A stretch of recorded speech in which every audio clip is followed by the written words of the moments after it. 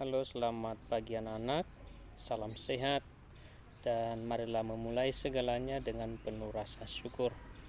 Nah, hari ini kita belajar tematik tema 6, subtema 1, Bahasa Indonesia pembelajaran 4, 5, dan 6. Nah, pada pembelajaran sebelumnya kita membahas tentang teks eksplanasi dan hari ini pun kita melanjutkan penjelasan tentang teks eksplanasi. Nanti selain itu juga kita disuguhkan bagaimana cara menceritakan kembali isi bacaan dengan bahasa sendiri. Itu pada pertemuan pembelajaran keempat. Pada pembelajaran kelima kita disuguhkan tentang bagaimana menyimpulkan isi bacaan dengan bahasa sendiri. Dan pada pertemuan yang keenam itu kita diminta supaya meringkas isi bacaan. Nah, anak-anak, itulah yang harus kita kuasai untuk 3 pertemuan pada hari ini. Nah, supaya bisa anak-anak kami pahami, tolong ditonton video yang Pak Guru kirim ini. Boleh berulang lebih baik, dan setelah ditonton dengan baik, silakan disimak dan diambil hikmahnya dengan membuat catatan-catatan penting. Nah, anak-anak, nanti di akhir video ini seperti biasa ada juga penugasan. Itu Pak Guru sudah fotokan. Kalau masih ragu anak-anak mencarinya, tugasnya Pak Guru ambil dari halaman 26 buku paket kita. Nah, tolong nanti dibuat berdasarkan itu ya. Nah, itu saja. Terima kasih dan selamat belajar. Selamat pagi. Menjelaskan isi teks eksplanasi menggunakan peta pikiran. Konsep teks eksplanasi dapat dijelaskan menggunakan peta pikiran. Peta pikiran merupakan suatu cara mencatat yang kreatif, efektif, dan secara harfiah dapat memetakan pikiran-pikiran kita. Cara membuat peta pikiran. Pertama, tentukan ide pokok dari teks yang disajikan. Kedua, catatlah kalimat penjelas dari ide pokok tersebut dalam bentuk poin-poin.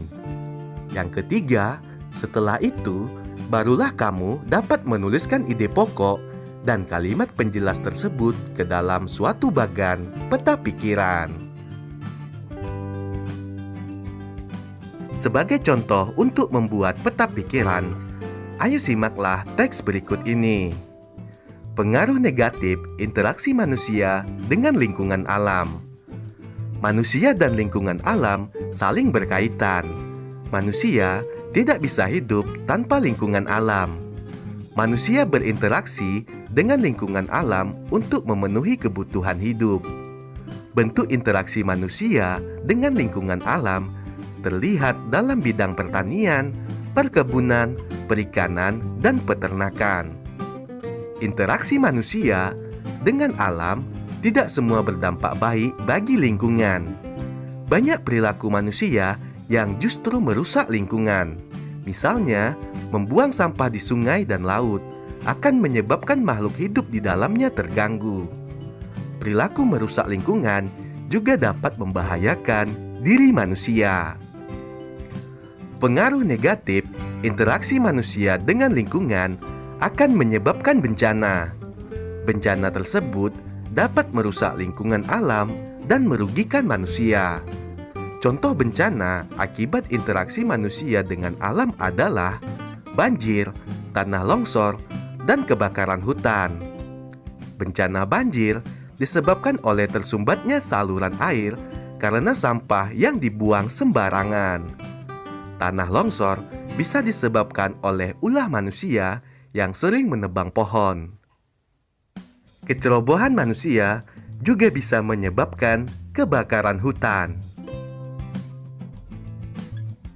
Setelah kita menyimak teks tersebut, ayo kita lihat contoh peta pikiran berdasarkan teks tersebut. Judul teks: Pengaruh negatif interaksi manusia dengan lingkungan alam.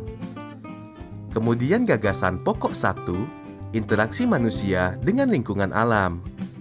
Gagasan pokok paragraf 2, dampak buruk interaksi manusia dengan alam. Selanjutnya, gagasan pokok paragraf yang ketiga, bencana yang terjadi akibat pengaruh negatif interaksi manusia dengan lingkungan.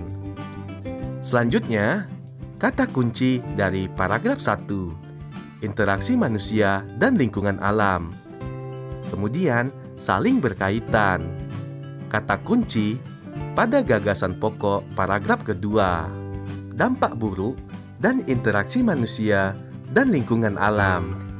Selanjutnya, kata kunci pada paragraf ketiga, pengaruh negatif interaksi manusia dan lingkungan alam, terjadi bencana.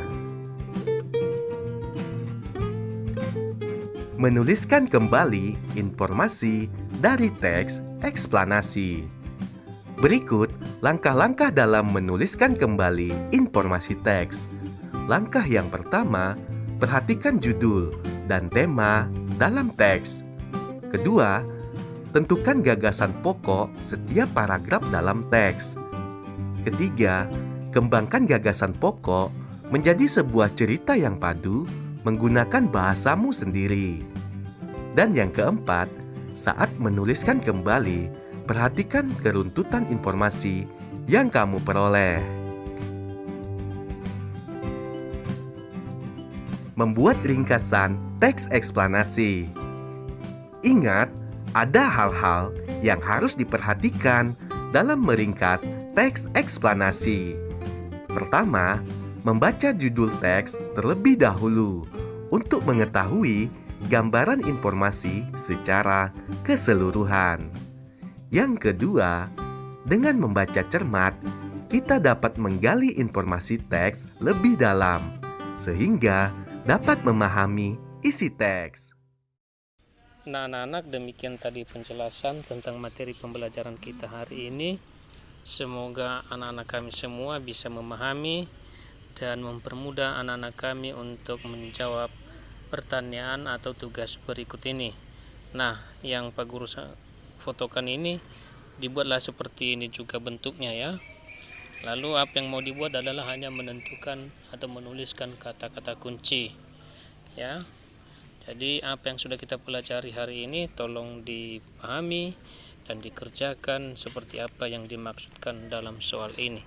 Ini saja, terima kasih dan selamat pagi, selamat belajar.